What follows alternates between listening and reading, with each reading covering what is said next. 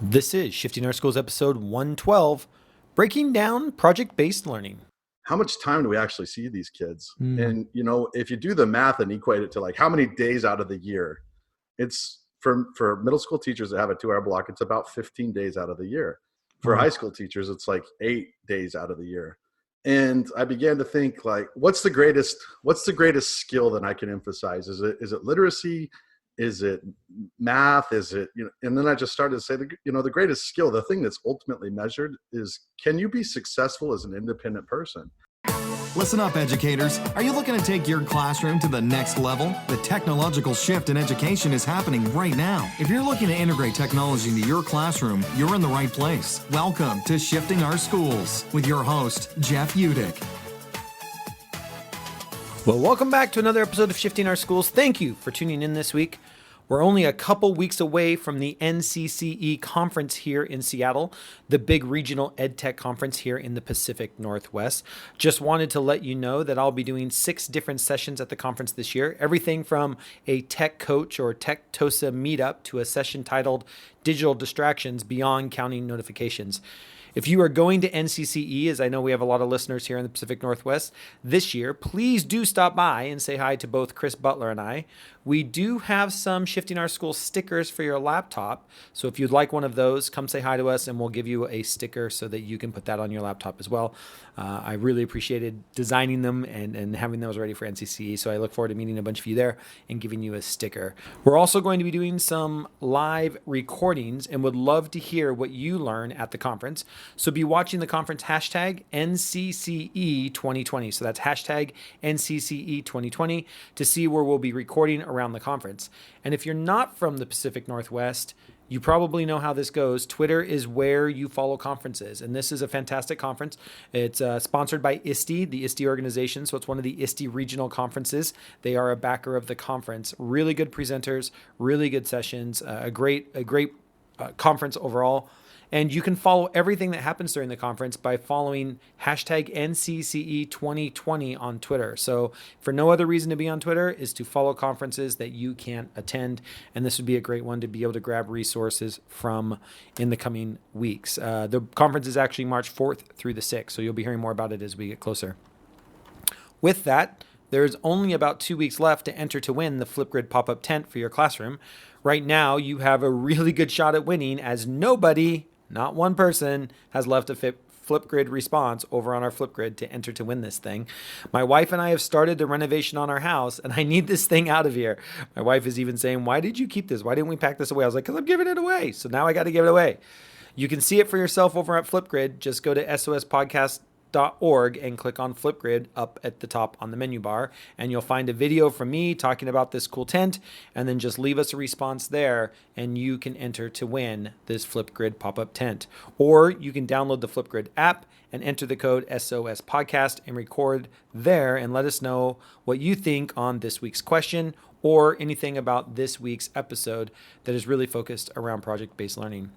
So what is this week's question, you ask? That is a really good question. So here it is. How do you break down project-based learning in your classroom for students? In other words, how do you chunk it? Do you follow some sort of learning cycle, or do you chunk it in another way? What works for you and your students when you're having students go deep into a project-based learning cycle? You can head over to Flipgrid and answer this week's question, or just give us your thoughts on this week's episode, and you'll be entered to win the tent. Or if you'd rather, you can email us at sospodcast@gmail.com and enter to win that way as well. We try to make it as easy as possible. I'm trying to give away a tent here, people. This week, Chris Butler and I chat with Pat Zuniga, a high school teacher who calls his classroom tech inclusive, a great conversation on the power of technology to transform learning for students. And with that, on with the show. All right, welcome back to another episode of Shifting Our Schools. So good to be back here. It's great to have Chris back here and our guest today, Pat. Chris, day in the life of a tech coach, my friend. How's it been going, my friend? Yep, here we go. So today I've set up residencies at schools. I have mapped out days on the calendar, and I'm at schools for 2 to 3 days a week. So that's going on now. I was at a middle school today. I love my middle school teachers. They're rock stars. And the finding kids are some great. good ones. Yeah. Good. So I was hanging out kind of in the staff room in the morning, and they knew I was going to be there. I contacted the building and said, hey, I'm going to be there for a couple of days. So I had a couple of meetings scheduled with teachers, but a bunch of it was like coming into the staff room, like, hey, are you available in 10 minutes? Can you come in my class? And so we did some work with a lot of the English classes. The kids were doing video projects. They did group research, and they were putting together a video project, and they were working on that today. So I got to work with them on some iMovie stuff, and we did some Adobe Spark video stuff, which I love. So I got to do that. The only problem, can I be honest? The only problem, listeners, I'm going to bare my soul. The only problem with being in classes more is I miss the classroom more. Yeah. It's funny as I've kind of grown in this role, and it's become more of a district level, and we've talked about I'm supporting the 8 schools. I find myself not in classes as often. Yeah. And so now when I'm in there, I'm like, oh, I want to be back. I want to go back in the class and do this. This is fun, right? So it's good. It's good and bad, one of those things. But it was a good day. It was really cool. Very cool. Very cool. Yeah. Well, I'm coming back from a week of travel. I spent last week out in the middle part of the state. So I spent Monday at Connell High School with those teachers who they went one-to-one. They rolled out their one-to-one last October, a Chromebook deployment. So I got to spend time with them going over some ways that how do we make kids be creators with devices. Awesome. And then on Tuesday, I got to hang out with my friends at Moses Lake. We got to visit some classrooms. So to your point, I got to visit 3 high school classrooms, and then 3 middle school classrooms. And it was like, I'm in there with the kids, and I wasn't even teaching. I was just like going in to see how technology is being used and that whole thing, but it makes you miss them. It does. I was just like, I mean, I don't miss the 9-to-5 job. No, but man, I miss the kids. I don't miss grading. I don't miss that at all. But man, I miss the kids, Yeah. That's the thing. So, so I had a good week, and then I was in Union Gap for 2 days. So I was full on last week, and then flew back over the pass and made it home. Awesome. And now this week we get to do a bunch of podcasts. So we've got them stacked up. Yeah. And we're starting this week off with Pat. Pat, how do you say your last name? Zuniga. And where's that from? What's the origin of that? Well, it's originally from Basque Country, northern Spain. But cool. I come from my father comes from Mexico. Okay.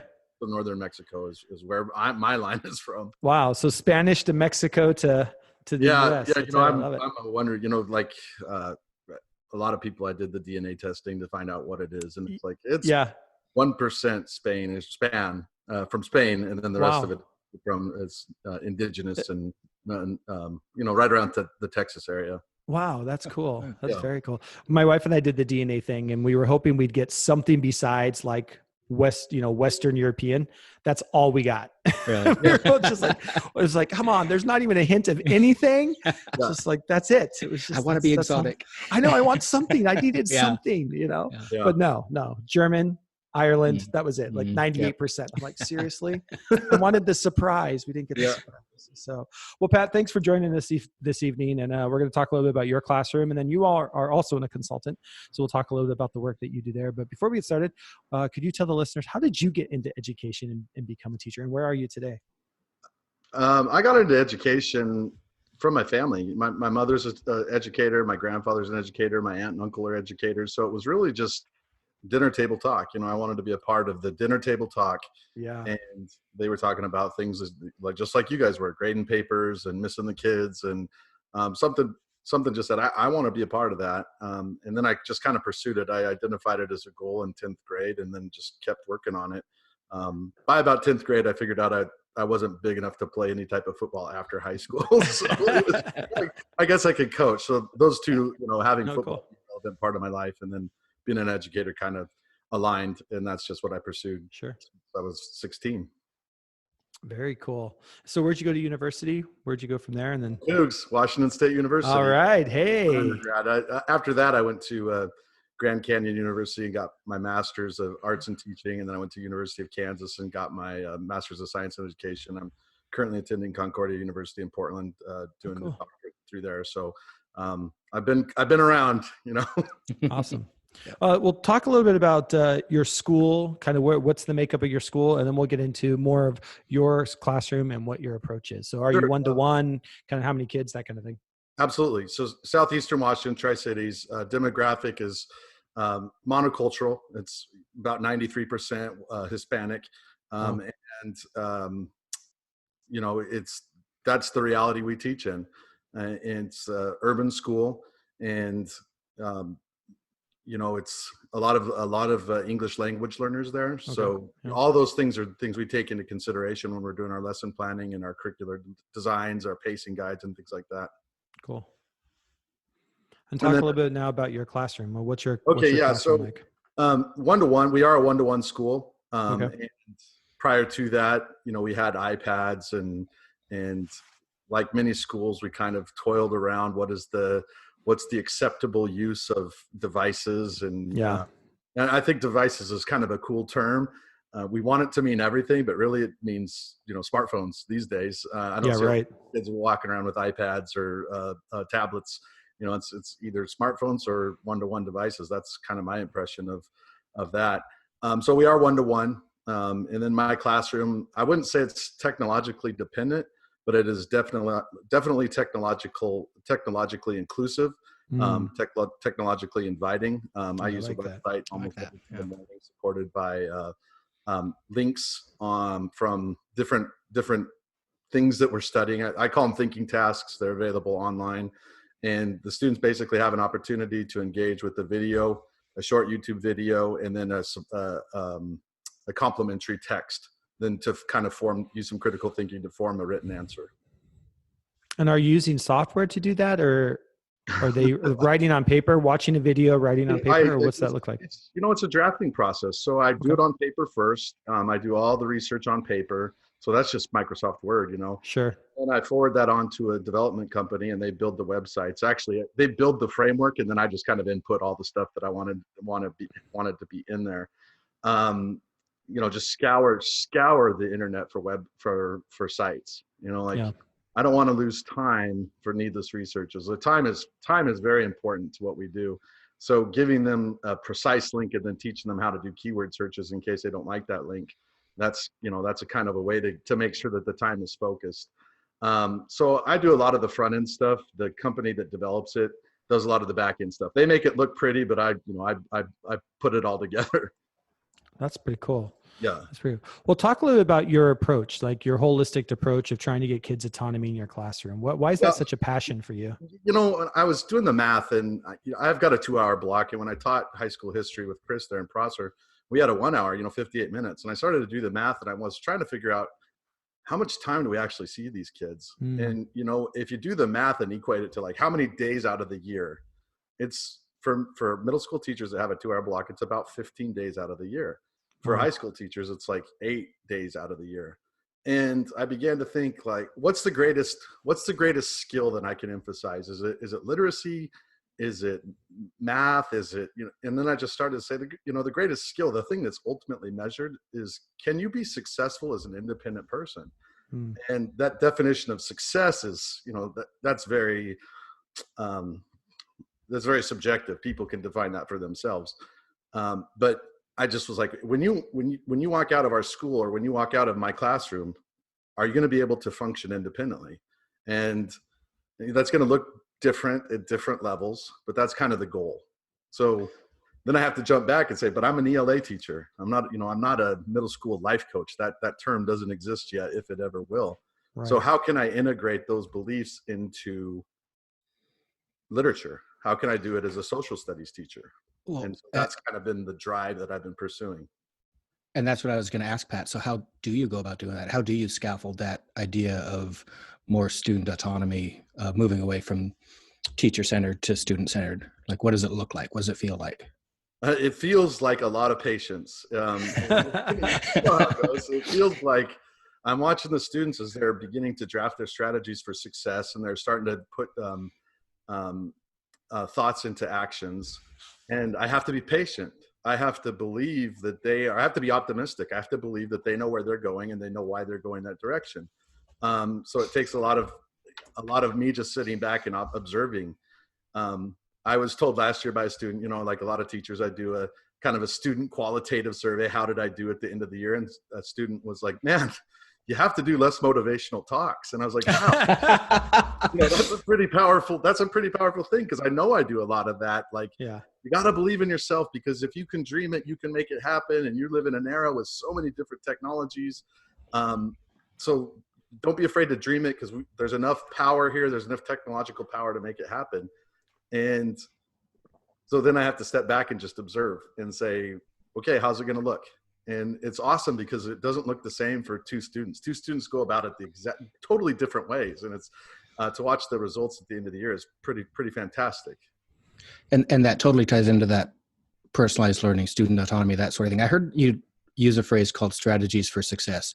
Goal setting, is that something that you do a lot with the kids? Do you check in on the goals over time? Like, what does that look like? So, I teach ELA. So our goals are literacy based.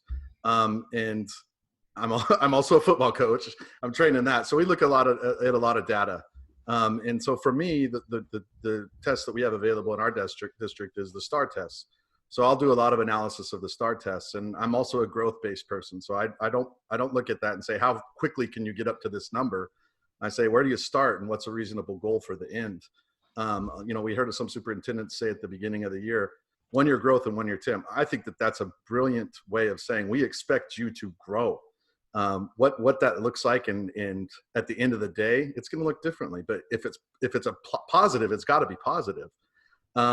So I tie those goals into literacy. Like, okay, what's your STAR score at the beginning of the year, and what's it going to look like after the first quarter? What's it going to look like after the first semester? And I'll break it down into percentages. I had this great idea that I was going to have the students do the math, and they were going to come up and say, I want to grow by 6% is this amount, and at the end I want to have this score. And it just ended up being a misuse of time. So I'll do a lot of that data input and say, okay, here's what your score was. So let's use an easy number. So your score is 500. So a 10% growth is 50. 20% growth is 100. And then it goes up from there. And then I say, okay, so what do you want to grow before the next test? They identify the goal. And I never admonish them for their goal. I'll talk to them if their goal seems unreasonable. And if they put a negative goal, I'll definitely want to understand why. But that goes into that relationship building part of it. They're choosing something. I want to talk to them about it, interested as a human and as somebody that believes that the world is theirs, man. I believe that. That's cool. Yeah. So that just has me thinking, like, this idea of autonomy and goal setting with students, and what has been their reaction with this, other than you give too many motivational speeches. But I'm good at them. But that's I love doing them. Right? I love that though, right? Because that's what we do. It's just like, those shocking moments when you're like, what? But that's my favorite part of the day.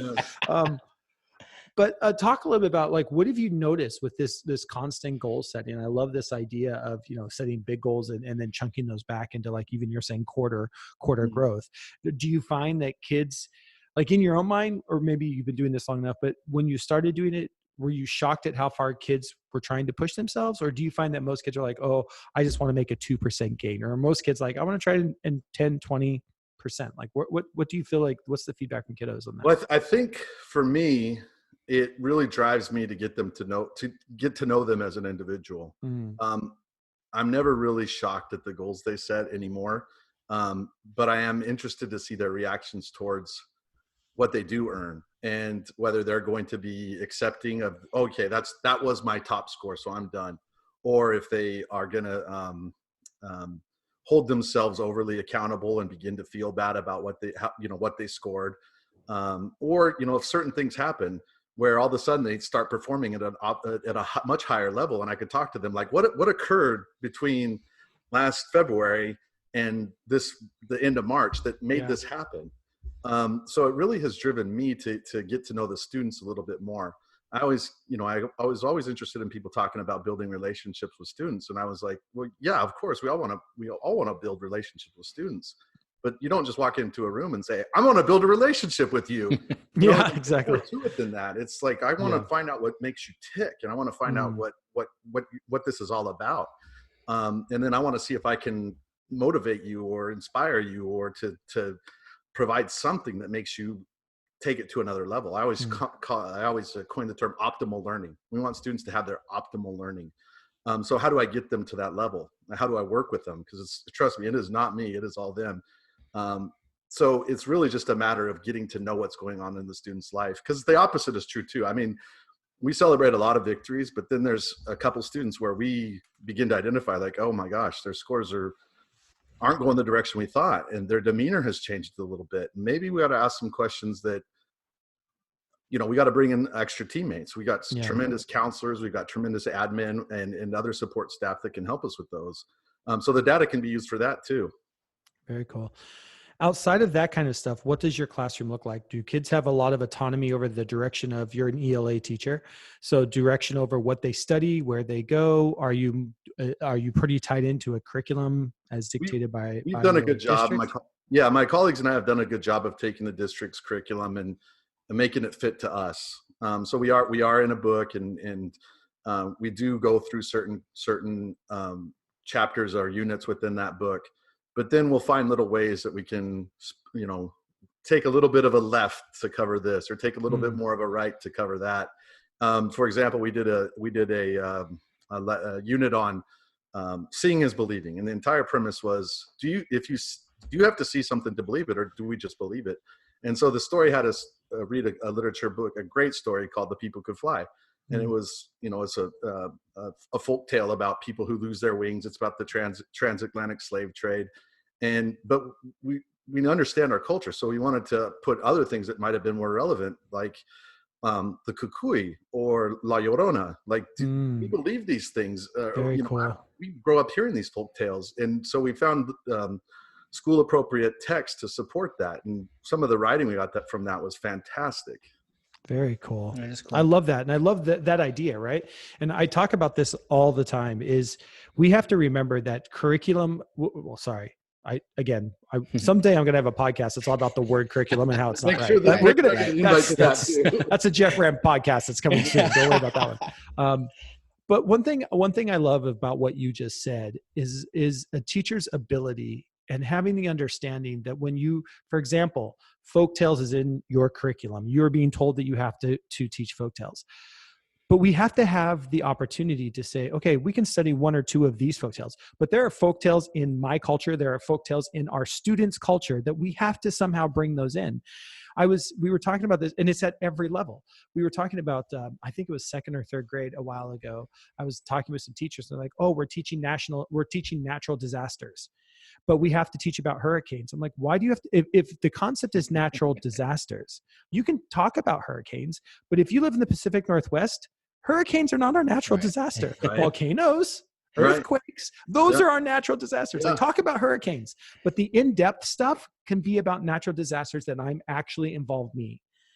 Right. I love that idea. It's like, how do you take something that is like, okay, I have to study folktales, and folktales are folktales. The idea is the premise of what folktales are, the stories that are handed down through generation, and make it about student culture. Yeah. And to me, that's what good teachers do. And we got a tremendous team. I work with some great teachers that we all get together, and we have the opportunity to meet several times. And we have a brainstorm session where we just kind of put our ideas out, and it's true collaboration. Each of us brings an individual lens to it, and we discuss it. And sometimes we have bad ideas, and sometimes we have great ideas, and sometimes we lose focus. But at the end of the day, we understand that our goal.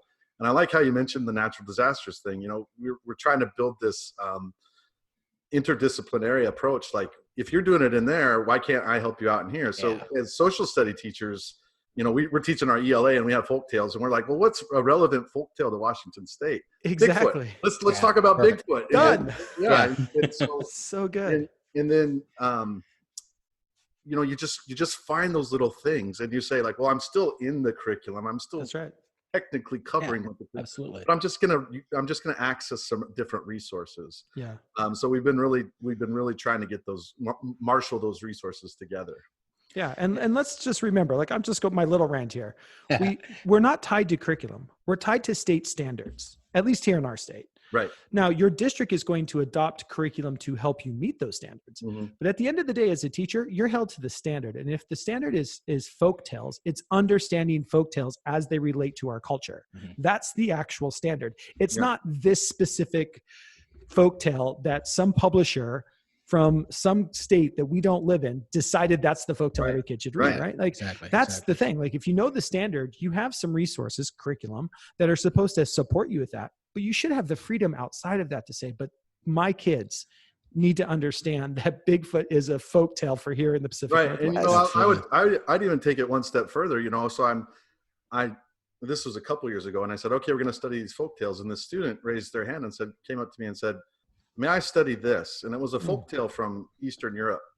And I was taken aback. Like, why would you want, and then before I asked that question, why would you want to study it? I was like, okay, well, explain to me why you would like to study it. And that's the type of autonomy and that type of outside of the box thinking, like, okay, sure. You know what? Go do that. That's going to be tougher research than I could ever design. Use that intrinsic motivation and get going.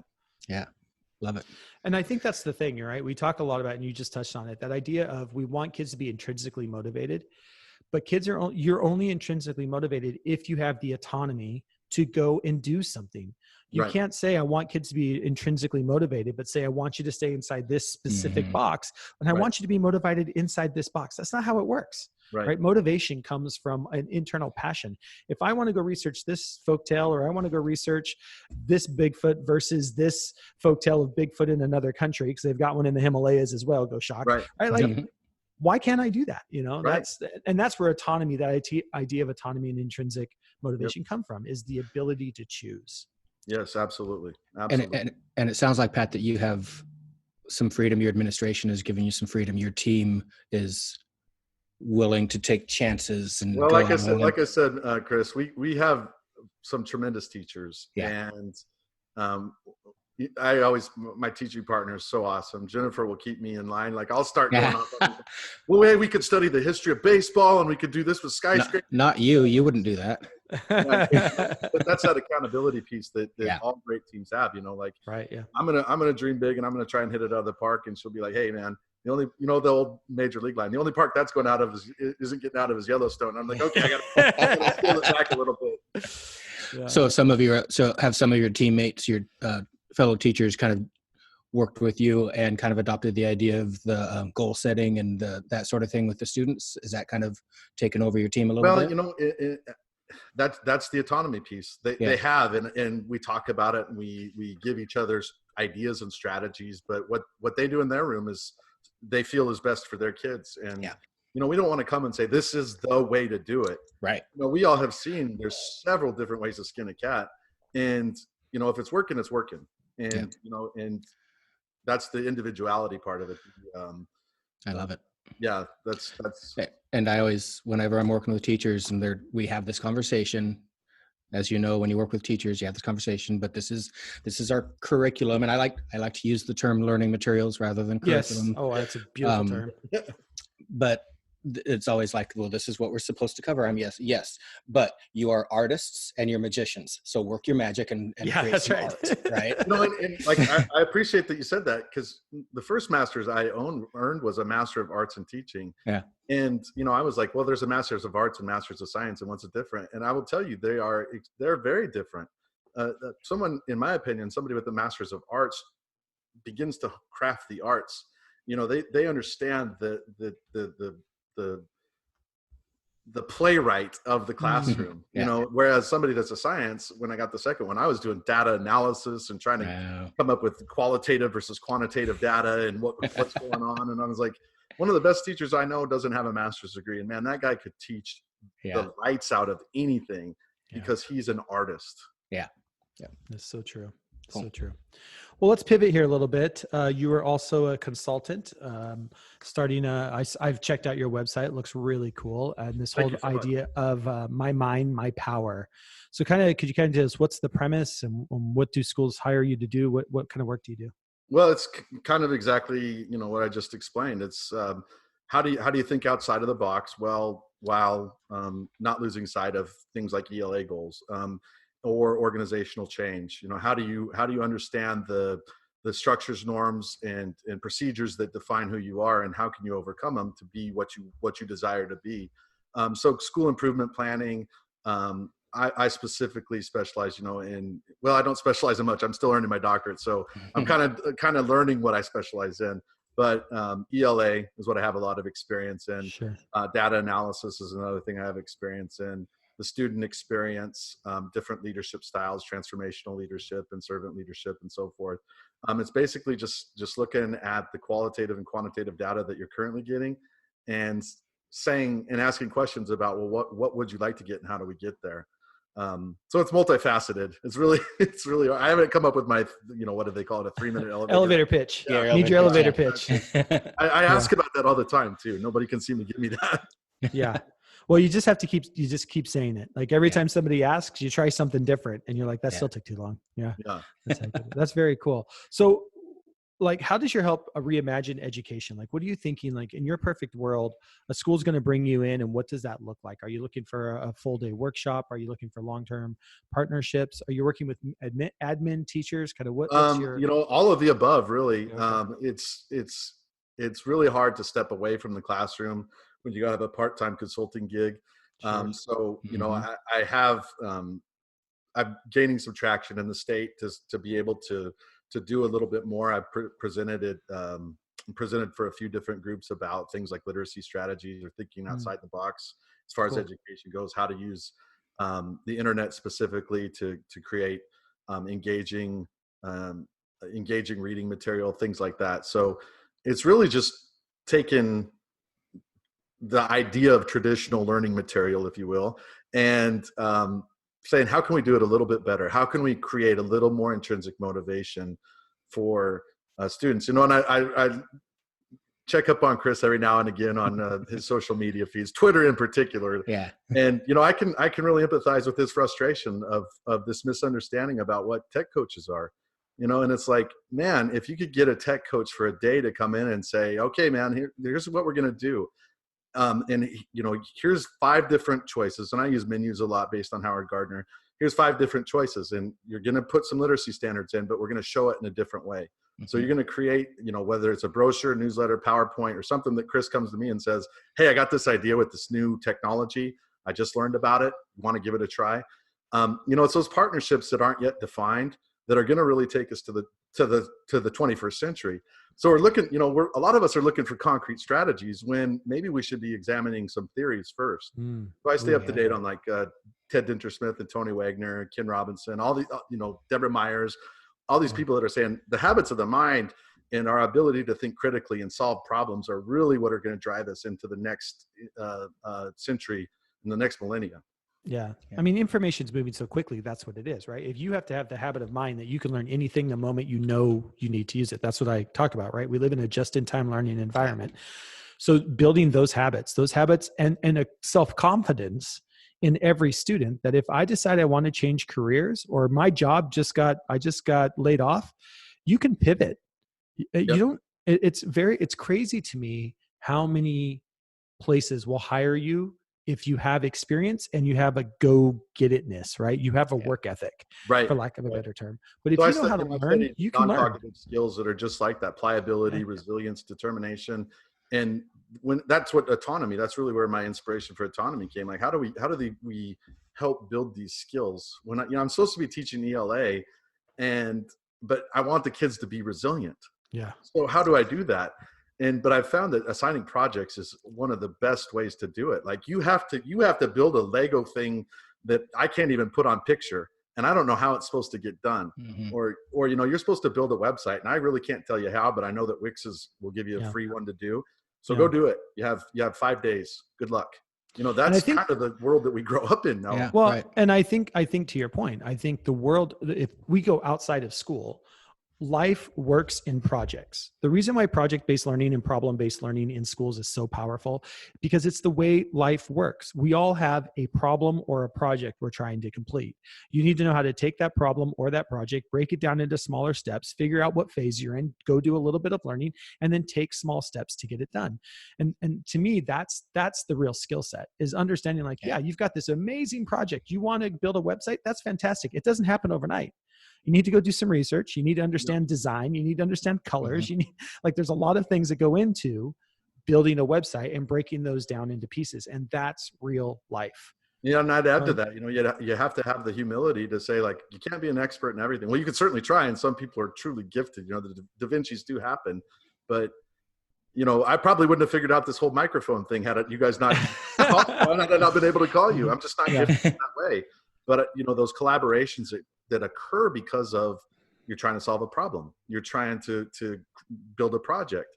That collaborative piece, sometimes we put the cart before the horse. Sometimes we say, we're going to collaborate, and that makes us great. But it's like, wait a second, you have to have an individual lens to make the collaboration successful. That's right. And you need to know what you're good at. I mean, Absolutely. I know what my strengths are, and I know what my weaknesses are. Yep. My weakness right now, like we're doing a 3-4 renovation of our house. I've been tearing it apart the last 2 days. My weakness is plumbing.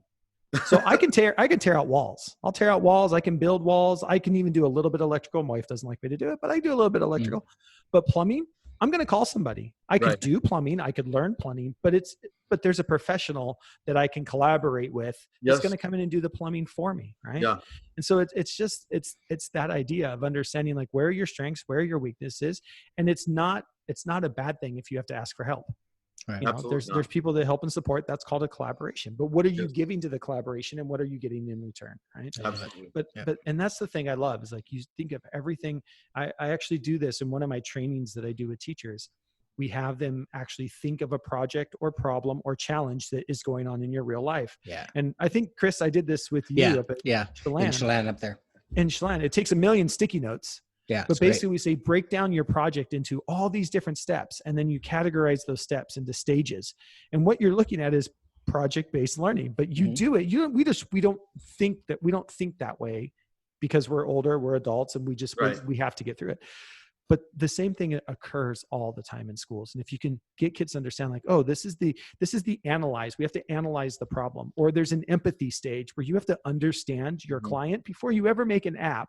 You better understand your client because otherwise you're not going to make the right app. Right. So there's these stages that we have to understand and go through. And I think the more that we can that repetition at a younger age with the way how fast this stuff is moving, and it's got to be the brain of the future. Hearing you guys talk through this, I just keep coming back. I have these conversations with teachers about the fact that it's learning the content is less important. We need to learn how to learn. We need to teach these kids to learn how to learn. And that's the process that you guys are talking through right here. And it's so important. And the piece that all of this ties in with the project-based and this autonomy and all that. So, and we got to get over our fear of freaking YouTube. Right. I mean, it has to. YouTube. And it's going to look ugly sometimes, right? We always talk about that. Yeah. So, well, it's we live in and I know we've all heard this before. We're teachers. We live in a very product-based world. Like we want our end now. And we forgot that the process, learning our way through, is pretty stinking important.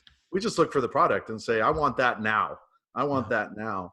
So honestly, and one of my greatest fears is, we've gone so far away from honoring the process that now I get online and kids can actually subcontract their essays to online companies. Like, pay $25 and get a final about just submit your question and we'll forward you everything back or send everything back. And I thought, we've come so far away from honoring the process that we got to get in front of that again. We got to have the kids writing in class. We got to be, I don't know if grading the outline is part of it, but we just got to verify that those feedback, some sort of feedback and workable feedback. It's funny you bring up the process. So I was just talking with a teacher when I was working with her in her class with the kids today, reflecting back on when I had my classroom a few years back. And I would constantly use the phrase, embrace the process. The product will take care of itself. It goes back to coaching, right? That's how it worked in football coaching, basketball, whatever the case is, right? If you embrace the process through the practice, the product will take care of itself. And the kids got so sick of me saying that, yeah, Butler, we get it. Embrace the process. Finally, my TA says, okay, Butler, I'm going to make you a poster. She made this beautiful poster. We put it up on the wall. That's the project-based learning, right? So I would just point at it then. They're like, yeah, we know. The question is, did the TA enjoy the process of making that? Loved it. She loved it. Yeah.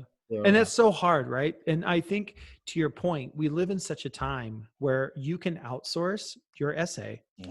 And I keep coming back to this when I'm talking to teachers and I talk with students about this all the time.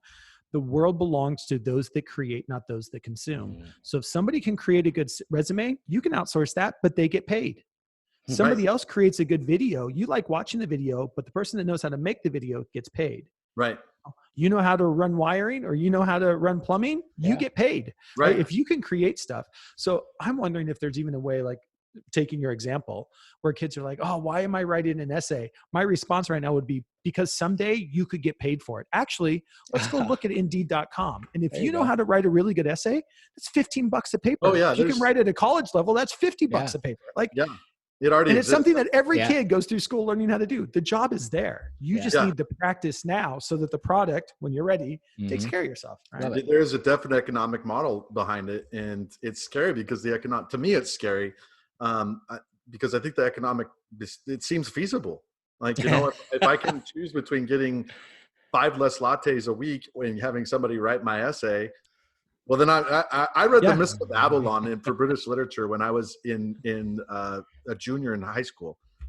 The only reason I read that was because it was worth so many points. Yeah, I would have paid somebody $100 to read that for me because I just hated reading then. Yeah, right. And, but I think the economics support it, and I'm a little bit fearful of the students that are coming up in that era.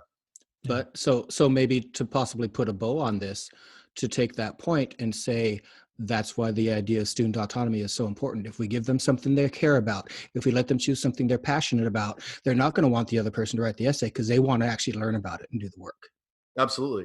And I think it might be wise to just look at how you can localize that. How can you use seniors in your school, for high school, for example?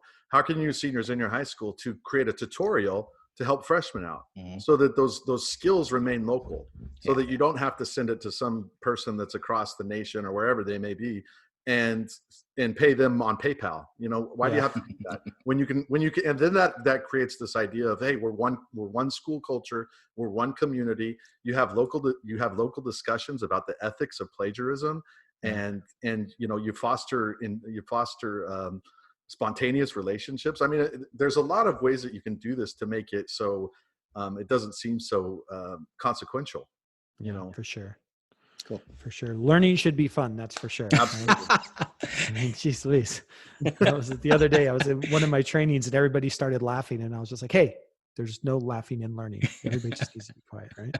That's awesome. Well, Pat, thank you for spending a good 45 minutes with us. Really appreciate it. If you want to hear more about Pat's consulting stuff, his website is mymindmypower.com. If people want to reach out to you on social media, where can they find you, Pat? It's at My Mind, My Power on Facebook, Instagram, and Twitter. It's all the same. Awesome. Try to keep it easy. So that's great. And we'll make sure there's links to that in all of the show notes. Of course, you can find Chris Butler over at Tech Teach Travel. Attaboy. I got it right this time. At Tech Teach Travel on the Twitter. Yep. That's where he hangs out all the time. Yes. You can always catch up with him on Twitter. And if you want to be on an upcoming episode of Shifting Our Schools, you can reach out to Chris there. And Chris, I don't know if I told you this, I got the Gmail unlocked. Oh, sweet. Now we have a Gmail account, Nice. sospodcast@gmail.com. I set it up in 2007 when I was in Shanghai, and it was tied to my Chinese phone number when I lived there. So I couldn't get it unblocked. It took me forever. It was just a nightmare, but I got it. So sospodcast@gmail.com. You can reach us out there, or Chris and I are both on the Twitter. I'm at JUdick, and Chris is at Tech Teach Travel. Pat, so good to have you. You can find him at My Mind, My Power, everywhere on social media and the website as well for some of his consulting stuff. Thank you for spending a great. Thank you so much, guys. Enjoy. Pat, thanks. That was great. Always really appreciate it. Great to hear your perspectives. Awesome. We'll see you Take care, next time. guys. Thanks so much for listening to this episode of Shifting Our Schools with your host, Jeff Udick. For more great content and to stay up to date, visit sospodcast.org, facebook.com/Jeff Udick, and on Twitter @JUdick. If you enjoyed today's episode, please leave a review and subscribe, and we'll catch you next time on Shifting Our Schools.